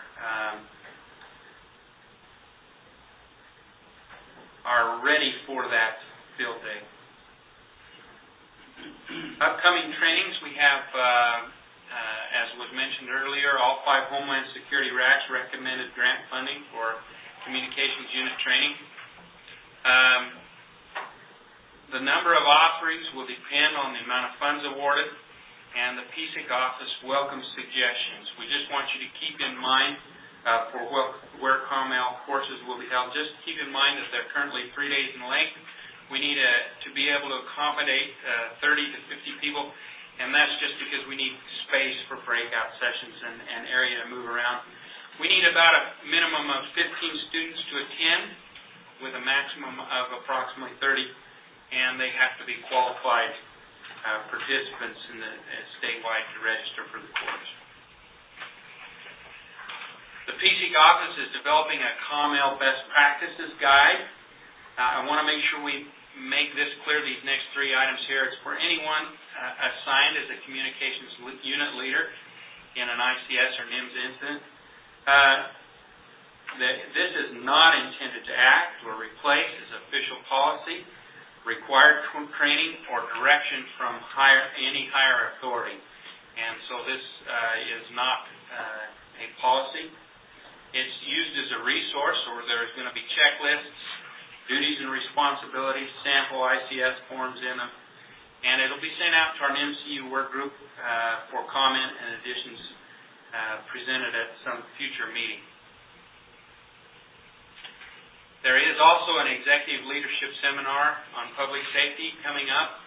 Agencies in Arizona and around the country struggle with how do they use incident commanders, or how do incident commanders use communications units. Participation in this seminar, we would like executive level people to be at, so that they can hear and understand the speakers that will share lessons learned in real life examples as to how they use communications units or centers in their roles in events and training exercises. This will be held on the 19th of November, 8 to 12 p.m. in this room right here, Suite 300. Justin, is there anything you'd like to add to that? And this, we don't have the formal announcement out yet, but expected either later this week or early next week. This has kind of been in the works for a little bit. We'll be having this in the morning. There's a TSCC meeting that afternoon. Some of the speakers that have been invited so far, we have folks coming in from Massachusetts that were involved in both the response to the Boston bombing incident and Hurricane Sandy. Commissioner Worrell Mike Worrell with the Phoenix Fire Department will discuss some of his experiences as the COML in the aftermath of the Yarnell fire. We're trying to bring in perspectives from law and fire, incident commanders, and COML. One of the gentlemen that we've asked to speak is a gentleman from the City of Phoenix Police who has pretty much been their go-to ops section chief for all major events over the last 5 years, and so he'll talk about his experiences. And the purpose of this workshop really is or seminar I should say, is to provide incident commanders, agency executive leadership, and understanding on the communications unit, the value of that unit, and kind of talk about how to roll from a PSAP dispatch center oriented comm structure to establishing NIMS ICS. I think fire has that down inherently on all their operations. With law enforcement, it's a little bit different. Usually the dispatcher is the COML for those activities. And so this workshop, we hope to kind of talk about some of those things as well, primarily to address some of those gaps that Blake mentioned earlier. In order to finish here, what I would like to let you know as a committee, what we would like from you is we would like input as to who should be a COMT, train the trainer, who in your experience would be you'd be able to recommend for this type of level, what we should do, how many we should have throughout. We think that we have 2 right now. We think that having 6, I think that's the number that we are really trying for, is to work throughout the state for these COMT courses, and who should be put through first. Is there anything else? And on that, I mean, obviously we'll have time. The committee has expressed an interest in getting that TA, so if we're awarded, we're looking, towards the end of this year. But we want you to be thinking about that in terms of, are there candidates for this class and who you would recommend, because we'll have to compile that. This word of the lies might be going for quality and not quantity. Exactly. Regarding ICS, and rushing people through just to get them certified is not a good idea at this point, because ICS nationwide is going to be reevaluated because of the Yarnell. Absolutely. And one thing in particular on the COMT classes, this is a very technical course. The candidates are going to need to, know a all about ACU 1000 and 700 megahertz in VHF UHF systems. So there is a lot in that 5-day course. So obviously being a CompT is a requirement, but being highly proficient in being a CompT is I think, the key element there. Okay. And that ends my presentation. Thank you. Right, Blake, thanks. We're just bumping up against noon, so sorry to rush you. I designed it this way. Justin is, AZPSIC Office Mobile Projects Update, which I know you have a handout. Anything specifically you want to highlight on that? Yeah, let me just mention we have our 2 final SIEC development workshops, September 24th for Graham, Greenlee, and Gila counties. We'll be doing their SIEC development workshop, and then on October 16th, this is actually a rescheduled day. Due to the events of this summer, we had to postpone and push back some of the Yavapai activities. But October 16th, Yavapai County will be having their SIEC development workshop. In terms of the RICO project, I did want to mention DPS has finally activated and has been able to activate all 6 of the towers as part of that southern Arizona border project. The final site, Bernardino Mountain, as you may remember, there was some power issues up there, and that issue was resolved simply by turning down the power of the transmitter so that the power company wouldn't need to go up there and install additional power. So that RICO project from the technology side is pretty much wrapped up. The only final element of that is getting the radios installed at the local PSAPs, and YRCS is in the process of doing that, meeting with all of those agencies. Then lastly, I want to mention, and Glade does have an MCU workgroup update attached to the back of your local project update. But I did want to mention the 2014 SIEC and PSCC meeting schedules are included. I will be sending out the calendar invite for all of that, but we are looking at having them, again, the same 10 to noon time frame in this conference room here on the 3rd Tuesday of each month next year. Okay, with that, Mr. Co-Chairs. Thank you very much. The next PSCC meeting is in Tucson, correct? Unfortunately, I won't make that one. That's correct. September 17th in Tucson. We look forward to having everybody at that one. We'd like to The be at that discussion one. items there, we're going to have a discussion on statewide, or excuse me, a state meeting of regional assistant administrators that all YRCS, RWCT, RWC, they all met last June. Dayton Felix is going to be presenting on that and having some discussions around that. And then, as I mentioned, California Florell will be giving a presentation on post-Yarnell fire communications, lessons learned, and a couple of the items that you saw here today. All right. Questions for Justin? Item 9, call the public. Any comments from the public?